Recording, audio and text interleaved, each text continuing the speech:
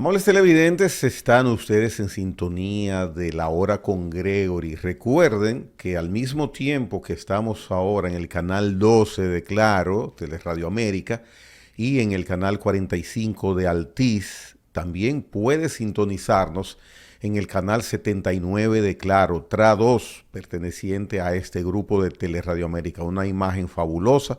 Puede probar inclusive ahora, canal 79 también de Claro. Estamos en este mismo horario, simultáneamente, todos los días, todas las noches. Marino Mendoza, el PRD, nos quedan unos minutos para hablar de tu partido. El PRD, yo siempre menciono cuando puedo y cuando lo amerita la ocasión, que el PRD es parte de la historia política de República Dominicana por todas las razones que se puedan esgrimir en ese sentido.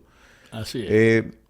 Me gustaría saber qué piensas debe suceder o va a suceder con recomposición, con levantamiento de la organización, porque el PRD de hoy, 2024, no es el PRD que conocíamos. ¿Qué debe pasar con el PRD? En el PRD tiene que haber una reforma profunda y una adecuación al tiempo. Yo a veces, conversando con algunos amigos, me dicen, bueno, el problema tuyo es que tú tienes demasiado tiempo siendo testigo de la historia. Y yo creo que sí, que es verdad. Y qué bueno que estamos vivos para contarlo.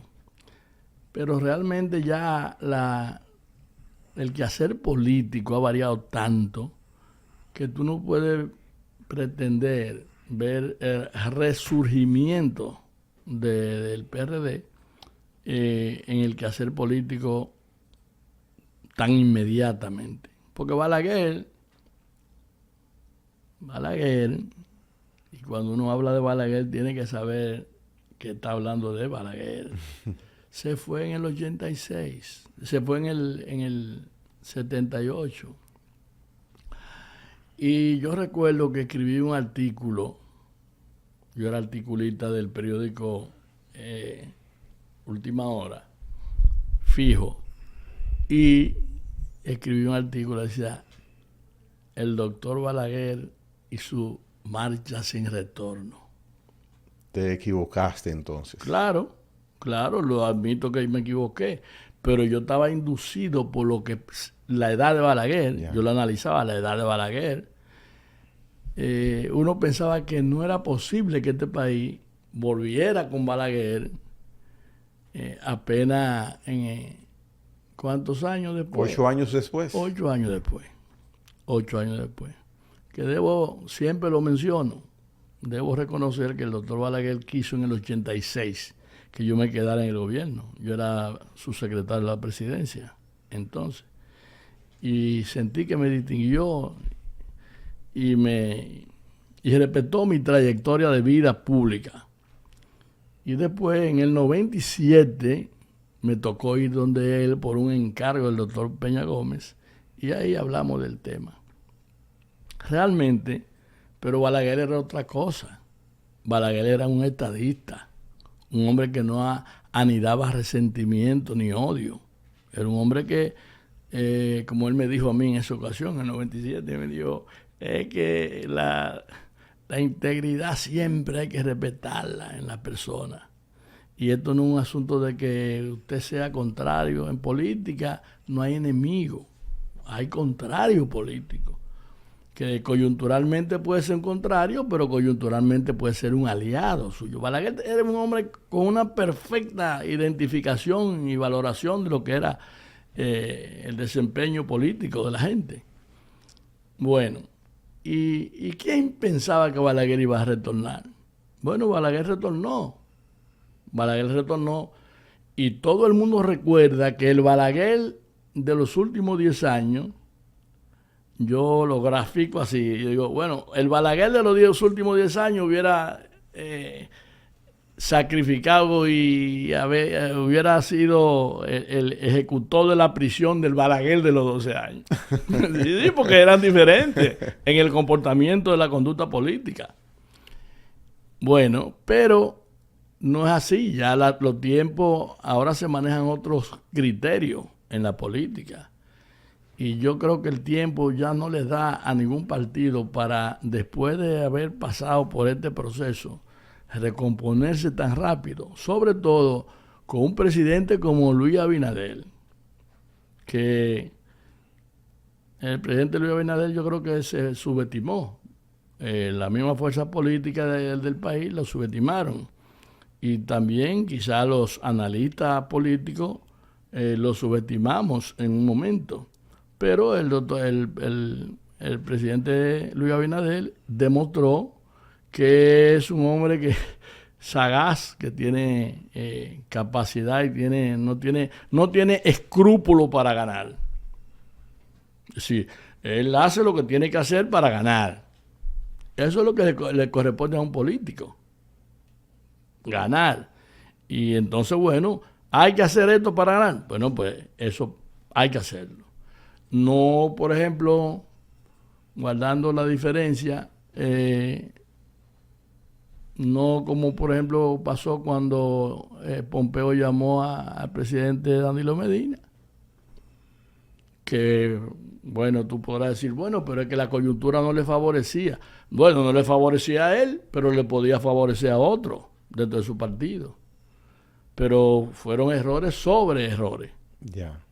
Porque en medio de esa varaunda que se armó en ese proceso, entonces el presidente Danilo Medina hizo un absurdo político. Y yo tengo que decir que me dolió como a nadie, porque yo era amigo personal de Reinaldo Párez Pérez. Y tuve una vida muy activa de convivencia en el desenvolvimiento político. Fue un hombre que yo recibí de él siempre el cariño y el respeto profesional. Entonces, ¿la coyuntura de quién era? En el 19. No era del candidato que resultó ser candidato. No. La coyuntura históricamente estaba marcando a Reinaldo. Ya. Sin embargo, Reinaldo no fue el candidato. ¿Por qué? Por asuntos de conveniencia personales. Porque Reinaldo era un hombre con otro criterio y con una formación muy diferente a la... Mencionaste a Danilo Medina. Aprovecho, te pregunto, a tu modo de ver, por inclusive eso que mencionas, ese episodio de 2019, ¿habrá perdido habilidades políticas Danilo Medina? Bueno, yo no tengo duda de que él perdió. Él perdió las habilidades políticas. Pues mira, yo te voy a decir algo. Un estratega político es como el buen administrador. El buen administrador de un negocio, en el proceso de desenvolvimiento del negocio, es que se sabe si es bueno o es malo. No es cuando la bonanza está siempre, no es cuando el superávit está siempre. Así cualquiera administra bien. Ahora, cuando tú tienes que armar el muñeco para tú salir victorioso de un proceso y de otro proceso, entonces es diferente. Y yo creo que el presidente Danilo Medina fue un hombre muy exitoso cuando su partido estaba en el poder, que él era secretario general, que él era el estratega y la gente decía, bueno. Y cuando le tocó manejar la cosa al revés, cuando vino el candidato traído así como Gonzalo Castillo. Yo no tengo, nunca lo he tratado, pero yo no creo que tenga nada que aprender de él, excepto sus condiciones quizá de manejador económico, de su finanza. A mí nunca me ha llamado la atención el dinero. He tenido todas las oportunidades habidas y por haber para amasar fortuna y no lo he hecho, porque ese no era mi propósito de vida. Entonces, pero yo creo que ese fue el más craso error que cometió Danilo Medina. Retornando un poco al inicio de la pregunta que te hice y tomando como referencia la ponderación que haces del desempeño y la impronta política del presidente Abinader, saco la conclusión entonces, me dices si estoy equivocado, de que el PRD tiene un futuro no halagüeño. No, pero claro que no lo tiene. El PRD no tiene un futuro halagüeño, anótelo ahí. Ni tampoco el PLD. El PLD va en picada y analice los procesos electorales para que usted vea cómo ese partido cae del 20 en 4 años, del 20 al 24, 4 años, cae a un tercer lugar. La fortaleza que significaba el PLD en el electorado. Sin embargo, se derrumbó en 4 años. No tuvo soporte para aguantar 4 años en la oposición. Hay que conjugar ahí muchas cosas y hay que analizar muchas cosas que se dieron. Y que el presidente Luis Abinader jugó su papel. Ya. Yo creo que él jugó su papel y llevó al PLD a donde está. Bien. Personalmente, Marino Mendoza, una pieza importantísima dentro de la política del PRD. ¿Qué plan tiene dentro de su organización política a mediano, inmediato plazo, futuro plazo? ¿Qué piensa hacer Marino Mendoza con su impronta dentro del PRD? ¿A favor del PRD o cualquier otra decisión que vaya a tomar? Bueno, si yo te lo voy a responder, si yo hubiera querido dar salto, este fue un buen escenario, porque aquí estaban buscando gente y estaban requiriendo a todo el mundo, y el que tenía una posibilidad mínima de presentar algo, un aporte en el quehacer político, bueno, pues se le presentaron. A mí me ofrecieron me contactaron muchas veces, pero yo no creo que nosotros podamos dar saltos así. Cada 4 años, cuando un partido pierde, comienzan los saltos. Aquí aquí hay gente que se fue con los cargos. Después que lo ganaron, comenzando por el síndico del 28, de Pedro Brán, comenzando con ese. Y aquí se ha hablado mucho del transfugismo, pero eso no se ha practicado. La ley no la contempla. La ley, eso está en el aire. Entonces, si el transfugismo no tiene un freno, aquí el sentido de la responsabilidad política va a seguir así, en el aire, y todo el mundo va a hacer negocio con la política. Yo no sé si en este tiempo cabe decirlo, pero si estos partidos no cambian, aquí podrá venir cualquier cosa. Porque, ¿qué está pasando con la política? Contaminada por el dinero, contaminada por el narcotráfico. Aquí hay gente que salieron del narcotráfico a ocupar posiciones, una bancada en el Congreso. Eso pasó. Y va a seguir pasando en la medida en que discurre el tiempo. Porque tú no puedes decir que nosotros estamos adecentando el ejercicio político. No es verdad. El que lo dice está hablándole mentira a este país. Algo parecido, y voy a citarlo, el doctor Yotin Curi en ese asiento esta semana decía: la democracia está agotada y eso es peligroso. Exacto. Fíjate qué casualidad que coincidimos el doctor Yotin Curi y yo, que yo fui un admirador de su papá. Y reconozco que es un hombre con mucho criterio. Y entonces se está agotando. Además, la democracia, ¿qué le ha aportado al país?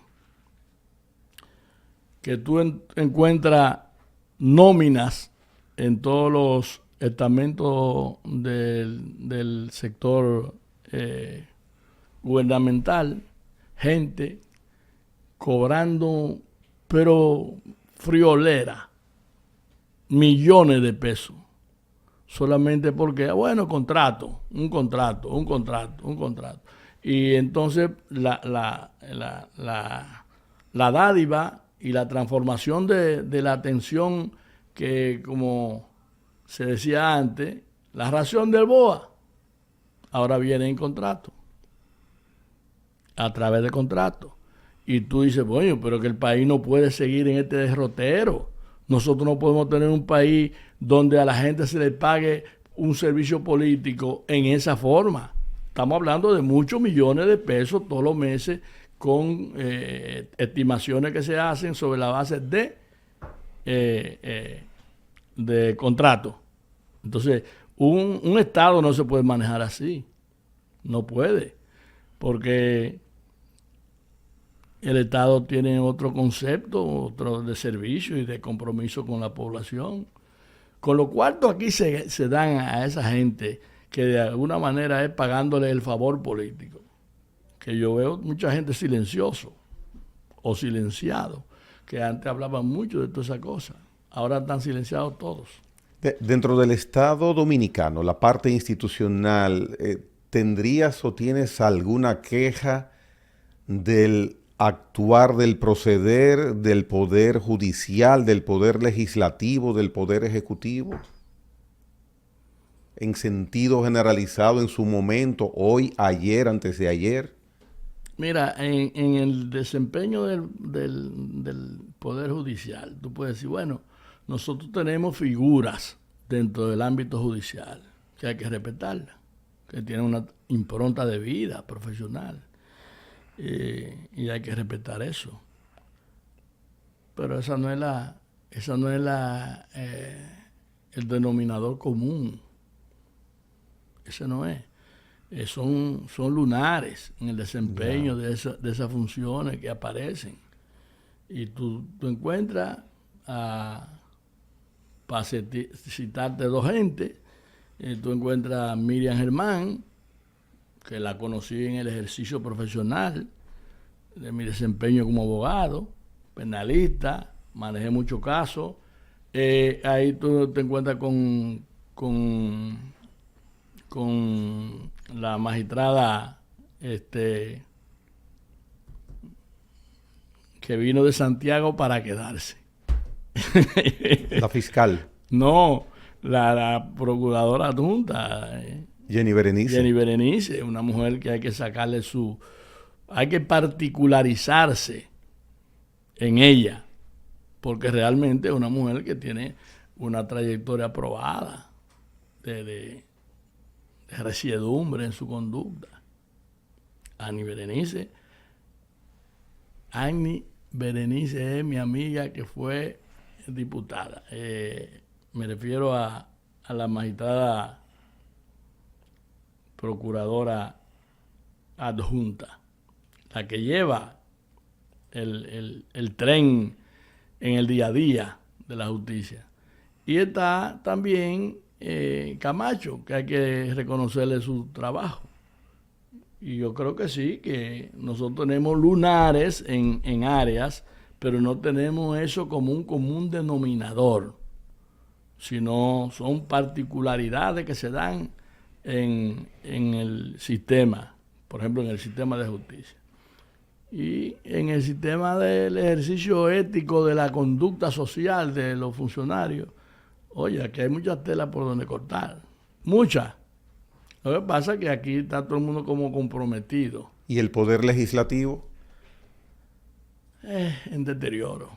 El Poder Legislativo, hay que decirlo,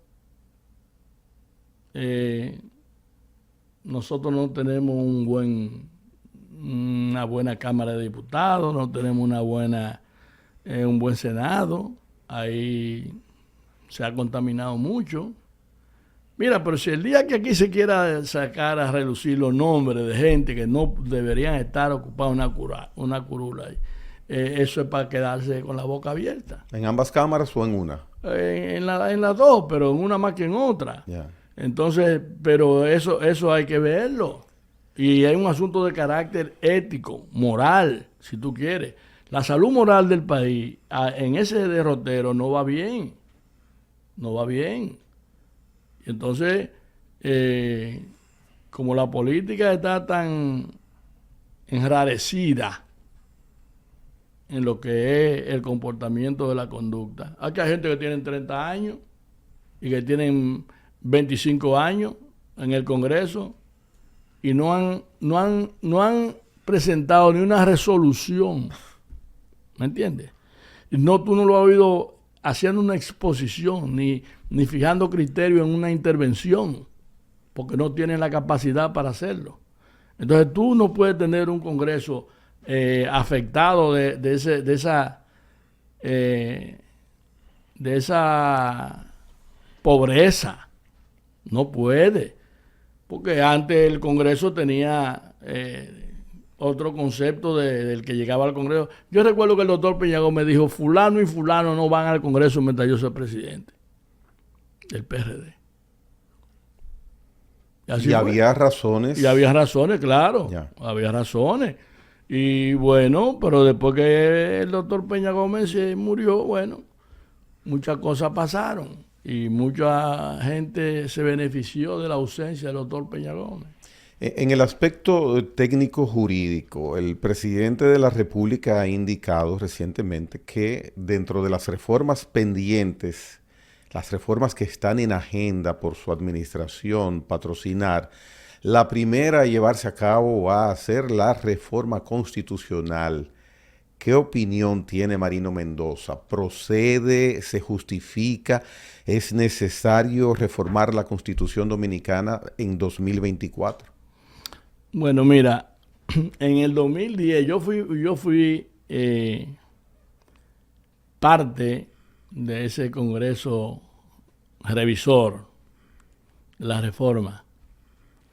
Y la historia me marcó con esa parte. Me marcó con esa parte que fue si se quiere, un logro o una coyuntura histórica favorable. Yo te voy a decir. Pero nosotros no podemos, cada vez que a un presidente le sale del forro, decir que hay que modificar porque vamos a poner esta constitución, a blindar la constitución. Como se blinda ahora, se blindará después. O se desblindará después. Porque es asunto de discursos coyunturales que se dan. Y eso es todo. Yo no creo que nosotros tengamos un escenario para tú reformar la Constitución otra vez. Sería como la 39, 40. Entonces, en toda la historia. Entonces, así no se puede. Un país no puede estar manejándose al capricho de lo que llegan o al capricho de lo que llegaron para fijar criterios de conveniencia. Porque yo le voy a decir una cosa, en mi criterio, cualquier reforma que se haga ahora, no me refiero a la reforma fiscal, esa es otra película. Pero la reforma constitucional, aquí hubo una reforma, la del 10 fue una reforma total y absolutamente completa. La reforma del constitucional del 10. Bueno, pero si aquí no se toman otras medidas para evitar que se trastoque un poco la Constitución, porque todo el mundo nada más piensa en modificar la Constitución. El presidente Luis Abinader dijo que no iba a tocar la Constitución cuando llegó. Pero bueno, cambió de idea. Entonces, eso pasa. Y yo creo que nosotros así no vamos bien. Eso un día va a presentarse otra situación. En vez de Congreso mayoritario, vendrá otro Congreso también mayoritario, que entonces, bueno, venga con un criterio para acomodar la Constitución a la manera o al interés político de los que estén gobernando. Porque si tú analizas lo que está pasando ahora, bueno, pero ahora hay una opinión controlada. una opinión pública controlada. Y todo el mundo dice, y buen montaje, porque hacen una buena labor. Yo vi ahí que habían 3 economistas que estaban fijando criterios.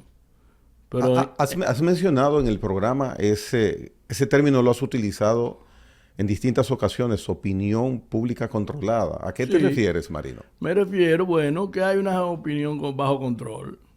Aquí no hay disidencia de opinión. Aquí está salvando al país y a la disidencia de opinión a las redes. Las redes. Las redes. Y eventualmente uno, pero aquí hay un control porque es que aquí el dinero ha penetrado todo y ha permeado todo. La valoración que antes se hacía y se aplicaba, y yo fui director de Notitiempo en época dura, pero ya no, ya aquí ningún medio puede fijar criterios marcadamente independiente en haciéndole honor a la verdad. No. Entonces, ya aquí hay otra situación. Los periodistas han pasado a tener otro nivel y otra categoría.